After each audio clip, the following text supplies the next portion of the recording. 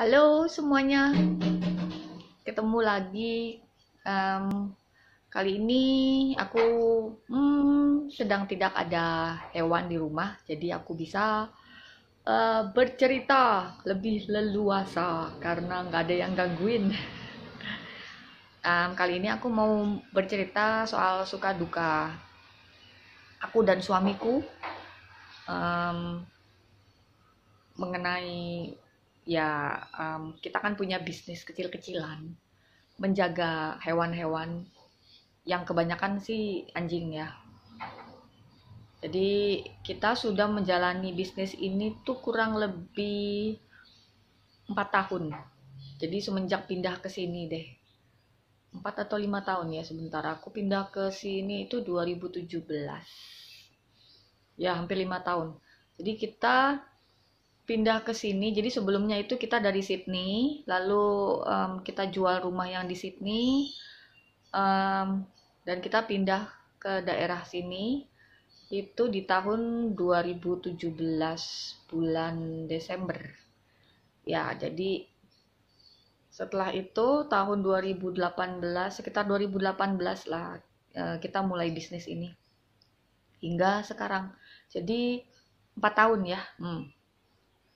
Ya, jadi aku mau bercerita soal pengalaman suka duka kita selama menjalani bisnis ini. Jadi untuk kalian yang ingin tahu, walaupun pasti susah sih untuk menjaga hewan-hewan, terutama anjing di Indonesia karena mayoritas penduduknya itu beragama Muslim. Nah, kalau di sini kan rata-rata itu Kristen dan mereka suka dengan anjing. Jadi anjing itu seperti keluarga bagi mereka. Nah, sekarang hari ini aku mau menjelaskan soal suka dukanya sebagai penjaga hewan di Australia. Silakan disimak.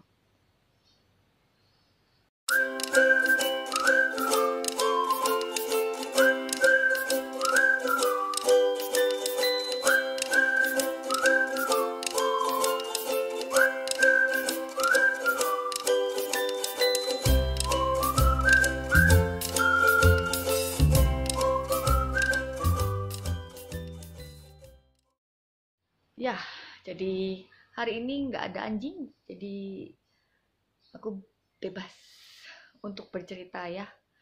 Oke, em, sebelum mulai suka duka, suka dulu atau duka dulu ya?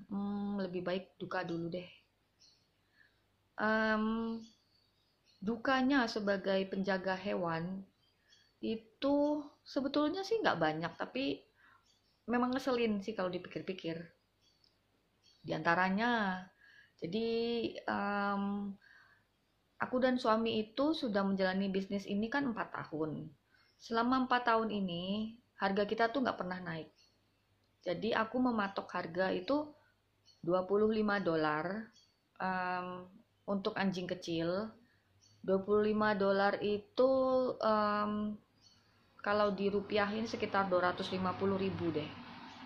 Dan $30 kalau dirupiahin sekitar 300.000 itu untuk anjing ukuran sedang dan besar. Itu untuk harga per malam gitu. Semua makanan, mainan, tempat tidur untuk mereka gitu kita nggak menyediakan. Jadi pemilik hewan itu yang menyediakan. Jadi mereka bawa ke sini hewan mereka dan bawa mainannya, tempat tidur, em, kadang bawa apa mangkok untuk makan, minum. Walau aku juga menyediakan sih. Nah, em, tahun ini, tahun 2022 itu kan inflasi di Australia mulai naik. Jadi harga semuanya tuh naik.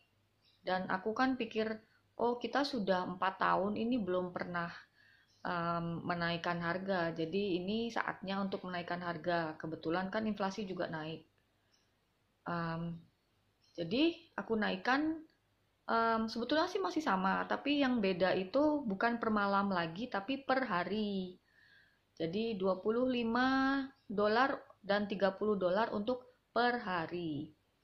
Dan jika ukuran anjingnya misalnya ada si pemilik A punya dua anjing, yang satu besar, yang satu kecil. Aku tetap pukul rata jadi $50 untuk berdua, bukan 25 dan 30. Begitu. Dan lalu begitu aku naikkan itu kan aku kasih tahu para pelanggan nih yang misalnya nih, Esti aku mau booking dong untuk bulan depan gitu. Lalu aku segera kasih tahu, oh oke, tapi hargaku sudah naik ya. Jadi $25 per hari untuk anjing kecil. Dan kebanyakan sih mereka bilang, oh nggak masalah, nggak apa-apa gitu. Nah, sekarang aku mau membedakan nih ya antara bisnis rumahanku dengan bisnis yang besar nih. Eh, yang bisnis besar, aku sudah lihat nih ya, jadi aku sudah pernah nelpon, lihat di websitenya. Kalau bisnis besar itu harga untuk anjing dimulai dari harga $30 per hari. Nah, walau semua makanan, tempat tidur, mainan itu si pemilik bisnis yang menyediakan. Tapi kebanyakan mereka itu nggak leluasa, jadi anjing-anjingnya itu ditaruh hanya di kandang dan hanya dilepas di lapangan jika waktunya untuk main. Sedangkan di rumahku anjing-anjing itu rata-rata ya seperti anjingku aja sendiri deh. Mereka bisa guling-gulingan di dalam rumah atau naik ke sofa atau ikutan nonton TV sambil dielus-elus atau main di belakang rumah, main kejar-kejaran gitu ya. Aku nganggap mereka tuh seperti punya aku sendiri, anjingku sendiri. Jadi orang-orang lebih suka menitipkan anjing-anjing mereka ke tempatku karena dianggapnya ya anjing-anjing mereka jadi lebih aman, nggak kesepian gitu. Nah, kalau di apa di hotel khusus anjing, khusus hewan ini, itu juga mereka ada jam-jam tertentu untuk taruh dan jemput hewan mereka. Jadi antara jam 8 sampai jam 4 gitu. Lewat dari jam itu nanti ada tarif tersendiri lagi. Jadi misalnya mau jemput nih jam 5 gitu. Oh iya, tambah ya $60 gitu. Kalau misalnya lewat lagi dari jam 7 tambah lagi $120. Nah, kalau di rumahku itu enggak. Mau drop pagi-pagi jam setengah 8, oke, nggak ada masalah. Mau jemput di atas jam 8 malam, oke, selama kita sudah bangun dan sebelum kita tidur, gitu aja. Harganya sama. Nah, waktu aku bilang ke salah satu pelangganku nih ya, jadi aku bilang eh, ke dia ini, oh maaf, tapi mulai minggu depan aku harganya naik ya, jadi $30 per hari. Lalu dia tuh yang langsung, apa? 30 hari, $30 per hari. Enggak deh, gitu. Ada yang enggak deh, langsung titik, enggak mau lagi, gitu. Ya aku sih enggak masalah, cuman kadang aku mikirnya, kalau dia taruh anjing-anjingnya di em, penginapan khusus hewan, itu kan mahal gitu loh. Tapi terkadang namanya juga manusia ya. Kadang mereka tuh terlalu gengsi gitu loh, terlalu yang apa? Kenapa naik? Em, aku bisa kok cari tempat lain gitu. Ya aku sih ya terserah, nggak masalah. Toh pelangganku juga masih banyak dan maklum karena inflasi juga naik. Itu salah satunya. Ada lagi yang misalnya begini. Oh, Esti, um, aku mau taruh anjing-anjingku ya. Ya, dari hari Jumat sampai hari Minggu ya. Oh iya. Tapi jadinya dicas 2 hari ya. Aku tuh yang Jumat, Sabtu, Minggu, 3 hari kan. Terus aku bilang, kok 2 hari? Harusnya kan 3 hari. Lalu dia bilang, tapi kan saya taruhnya sesudah makan siang, lalu ambil anjingnya sebelum makan siang, katanya gitu. Jadinya 2 hari dong. Aku tuh yang, oh oke deh, nggak apa-apa. Tapi begitu aku bilang, oke nggak apa-apa, dia datang keesokan harinya sebelum makan siang. Ngeselin nggak? Hmm. Dan menjemput anjingnya sesudah makan siang. Hmm. Itu yang bikin aku, oke deh. Aku sudah tahu seperti ini, berarti lain kali aku bisa nolak secara halus lah ya. Aku nggak mau lagi. Soalnya begini, kebanyakan orang yang dikasih hati itu malah minta jantung. Aku tuh udah murah, tapi masih aja juga ditawar. Gitu loh yang bikin ngeselin. Dan rata-rata orang-orang ini tuh justru yang punya duit loh, bukan yang miskin. Ada lagi yang begini, aku mau taruh anjingku ya, 2. Ya, tapi aku hanya bisa bayar kamu $5 sehari. Waduh, aku tuh yang, wah. Lalu aku tanya alasannya kenapa. Ya soalnya aku nggak punya duit, katanya gitu. Oh, bener-bener deh. Ngeselin emang. Banget ngeselin. Hmm. Sebetulnya yang ngeselin tuh bukan karena hewan-hewannya, tapi karena pemiliknya. Hmm. Atau ada lagi satu nih, ini kejadian yang baru-baru ini yang bikin aku. Uh. Jadi ada nenek-nenek ya, dia punya anjing 2, gede-gede, besar-besar loh anjingnya. Dia sudah sering kali menitipkan anjingnya ke rumahku. Dan aku tuh selalu kasih diskon. Sebetulnya anjingnya seperti yang aku bilang tadi di awal-awal, anjing kecil dan anjing besar. Anjing kecil 25, anjing besar 30. Tapi aku selalu diskon jadi 50 untuk 2 anjing ini. Nah si nenek punya anjing 2 besar-besar. Dan aku tetap kasih diskon $50 untuk berdua. Dan juga aku kasih diskon per malam, nggak per hari. Walau hargaku sudah naik ya. Jadi per malam, tetap per malam. Nah, si nenek ini kerja. Dan dia pergi liburan. Tetap di Australia sih, tapi di luar ke daerah Sydney. Dia pergi liburan, dia waktu itu nanya ke aku mau nitip anjing, tapi kebetulan rumahku waktu itu lagi penuh. Jadi aku bilang rumahku lagi penuh. Jadi nggak ada lagi kedengeran nih kabar dari si nenek. Sampai suatu malam, aku dan suamiku mau pergi makan malam. Suamiku baru pulang dari kerja, capek kan, baru mandi, rebahan nonton TV, terus ngajakin aku makan untuk keluar makan malam. Tiba-tiba si nenek nelpon. Tolong dong jemput anjing-anjingku katanya gitu. Anjing-anjingku sekarang lagi di rumahnya si Anu, temennya dia, di kota yang sama juga. Terus aku bilang, jemputnya bagaimana? Aku kebetulan kan nggak punya mobil. Mobilnya kita tuh cuma ada satu, itu pickup. Terus kata si nenek, ya minta tolong suamimu untuk jemput mereka deh, katanya gitu. Waktu itu jam 5.30 sore. Tapi di sini udah gelap. Em, di sini itu kan seperti di desa gitulah ya. Jadi jarang ada lampu jalanan. Jadi kalau udah gelap ya gelap. Terus kata si nenek, minta tolong suamimu lah jemput gitu. Terus aku bilang, tapi mobil kita kan cuman pickup. Mobil anjingmu kan gede-gede, aku bilang gitu. Ya bilanglah sama suamimu jemput satu-satu, katanya gitu.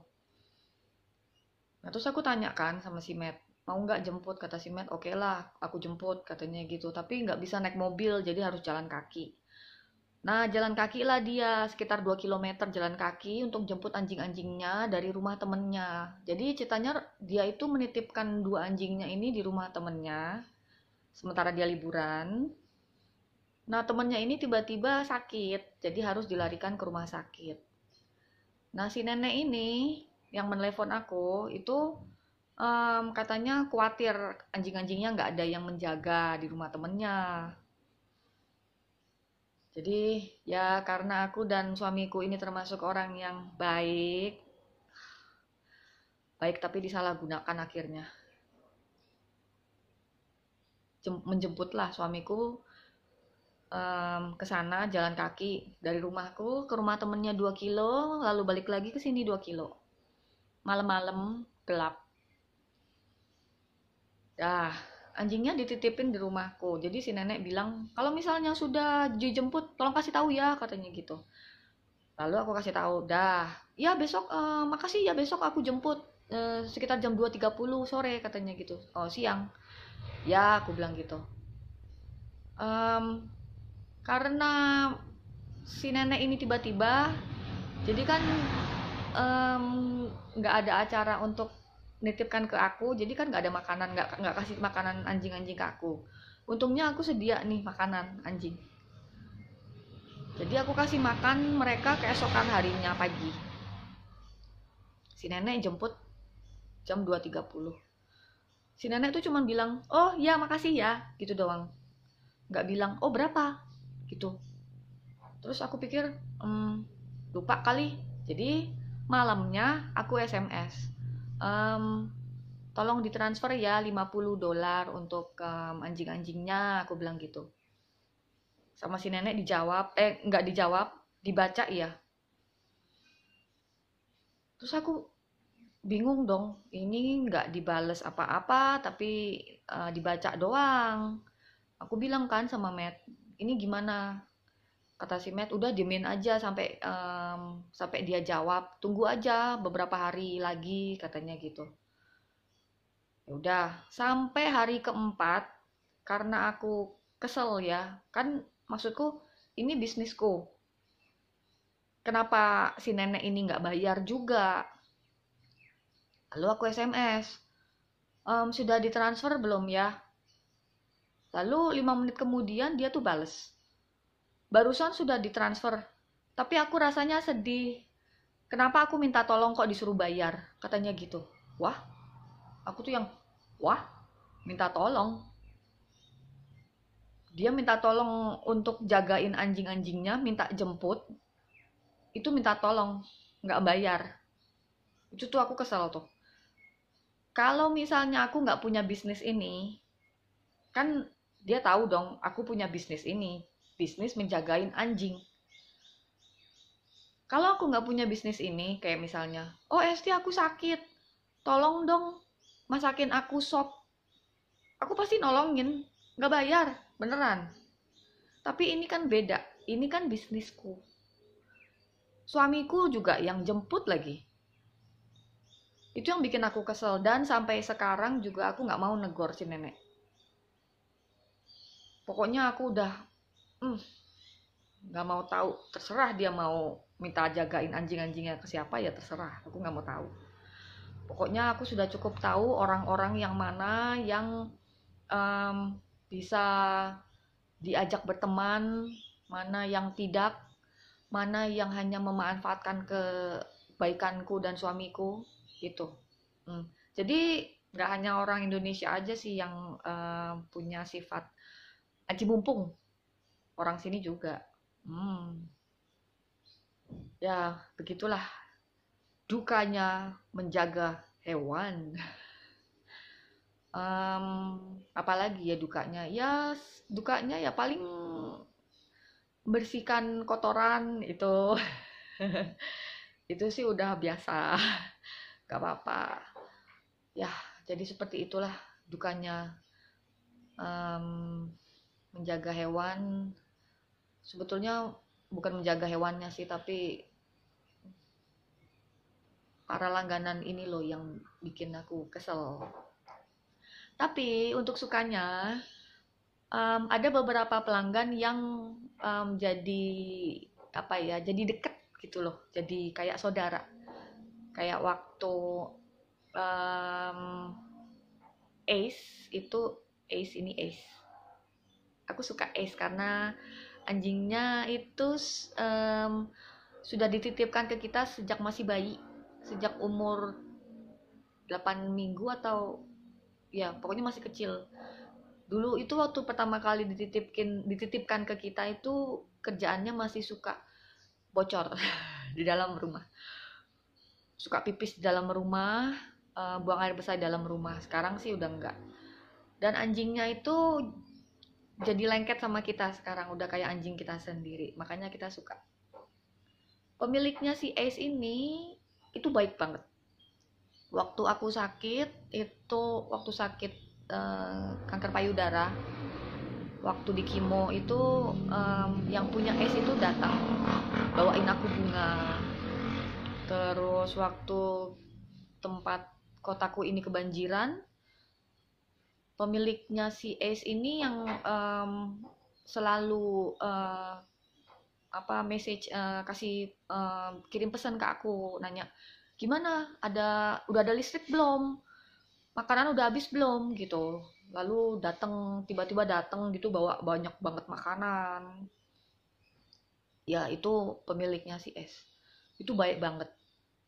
Lalu kalau misalnya si Ace jadi suka minta tolong gitu, Ace bau tuh, minta tolong dimandiin bisa nggak gitu, aku mandiin nanti dia kasih aku tips gitu. Walau aku bilang nggak apa-apa, cuman mandiin si Ace ini kecil. Kata pemiliknya, ah enggak, tetap harus bayar. Lalu aku dikasih duit lagi gitu. Atau ada pemilik lain yang misalnya, kan kalau misalnya anjing-anjingnya dititipin ke sini atau ya burung atau hewan pokoknya ya dititipin ke rumahku itu, aku kan selalu kasih pesan ke mereka kayak video atau foto binatang mereka, aku kirim ke mereka gitu. Jadi mereka bisa lihat interaksi aku dan suamiku dengan hewan-hewan yang dititipin kan. Lalu mereka bilang waktu jemput ya, ada satu ibu-ibu waktu jemput kasih aku tuh tips besar banget. Kalau nggak salah $300. Um, oh enggak, $150. Itu 1.500.000 kalau dirupiahin. Aku bilang, wah nggak usah, aku bilang gitu. Lalu kata si ibu, nggak apa-apa, soalnya aku tahu kalian tuh sayang banget sama anjingku. Aku tuh yang berterima kasih, katanya gitu. Ya, banyak deh pokoknya yang seperti itu. Jadi yang pelanggan yang nyebelin tinggalin aja. Pelanggan yang baik-baik itu justru yang dirangkul. Ya, jadi ya seperti itu pengalaman kita. Ada enak nggak enaknya. Enaknya ya kita bisa main dengan hewan-hewan, dan dibayar. Itu enaknya. Ya, kalau kalian mau mencoba di rumah, buka penitipan hewan kecil-kecilan aja dulu, mungkin satu anjing dulu. Tapi ya, aku tahu sih kalau di Indonesia sih susah, apalagi kalau misalnya tetangga kiri kanannya resek, yang anjing berisik gitu atau apalah, ya aku tahu sih. Mungkin bisa dicoba penitipan kucing, atau penitipan khusus burung, atau penitipan khusus ayam, ya siapa tahu. Ya, begitu saja video kali ini. Semoga bermanfaat. Kalau kapok, nggak kapok sih karena banyak pengalaman menyenangkannya. Kalau pengalaman yang tidak menyenangkan ya dikubur aja. Biarlah hanya Tuhan yang membalas. Ya, sekian saja video kali ini. Terima kasih yang sudah nonton. Ya, jangan lupa jaga kesehatan dan sampai jumpa. Jangan lupa di like, share, subscribe, komen-komen. Ya, terima kasih banyak. Dadah.